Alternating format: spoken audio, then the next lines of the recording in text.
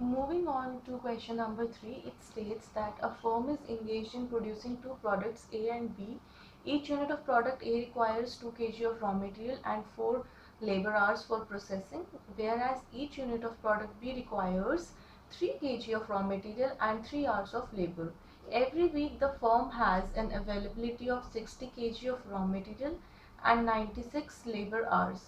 One unit of product A sold yields rupees 40 and one unit of product B sold gives rupees 35 as profit. The market for two products has been surveyed recently, which suggests that a maximum of 20 units of product A and 10 units of product B can be sold per week. Formulate this as a linear programming problem to maximize profit.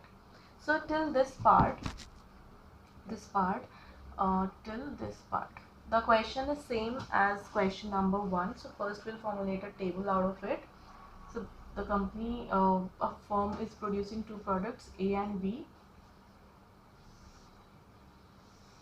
and in order to produce A and B, raw material is required, which is in kg, and labor time is required. Okay, labor time, which is in hours.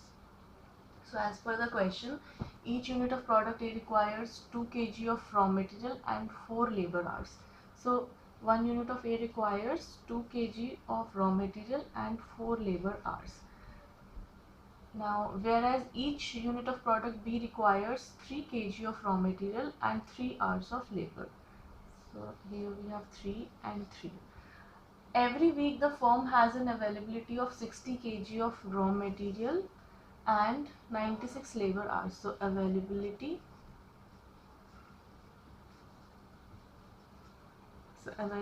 of raw material is 60 kg per week. This is the maximum availability, and 96 hours of labor. So this is again the maximum availability or maximum time the company can avail. One unit of product A sold, again profit per unit is given, profit in rupees per unit.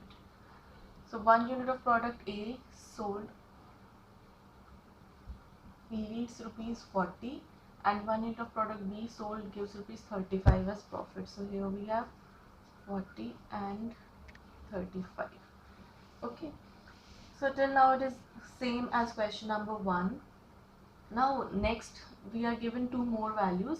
The market for two products has been surveyed recently, which suggests that a maximum of 20 units of product A and 10 units of product B can be sold. Okay, so this we are not going to write in the table.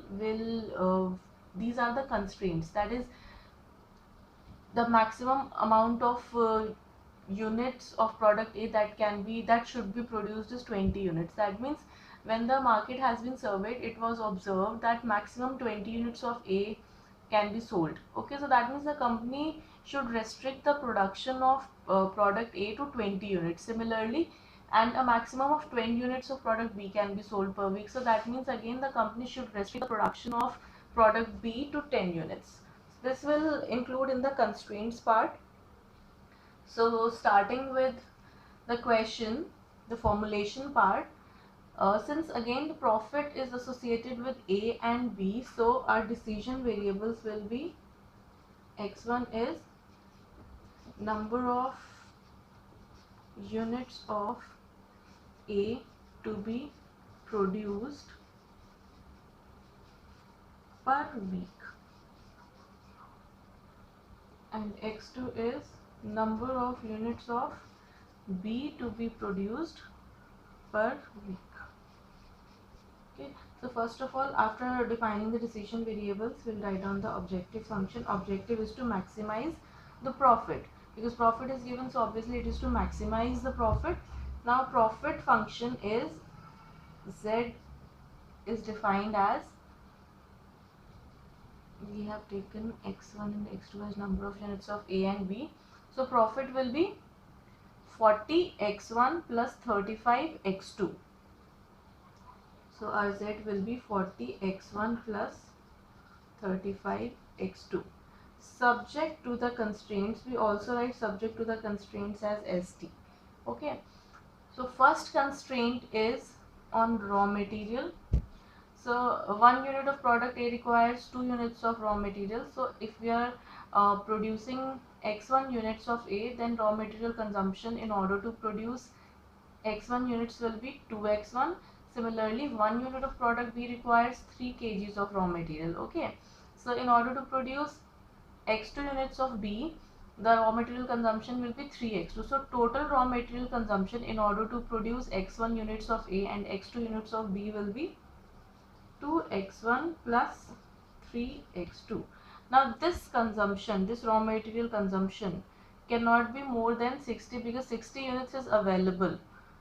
So this total consumption of raw material must be less than or equal to. Now coming to the second constraint, which is on labor time, it is given that in order to produce 1 unit of A, 4 labor hours are required. So in order to produce x1 units, 4 x1 of labor time is required. Similarly, in order to produce 1 unit of B, 3 hours of labor is required. So in order to produce x2 units, 3 x2 amount of labor time is required. So total labor time required is 4x1 plus 3x2. 4x1 plus 3x2. Also, it is given that the total availability of labor hours per week is of 96 hours. So this total requirement cannot exceed 96. This is the second constraint. Now it is given that when the market was surveyed, it was suggested that maximum of 20 units of product A and 10 units of product B can be sold. So if this is the maximum amount which can be sold per week, so the company should not produce more than 20 units of A and it should not produce more than 10 units of B. So production of X1 should be less than or equal to 20 and production of B, that is number of units of B, which is X2, is less than equal to 10. And since the number of units produced cannot be negative, so X1 and X2 must be greater than equal to 0. This is our formulation of third problem of LPP.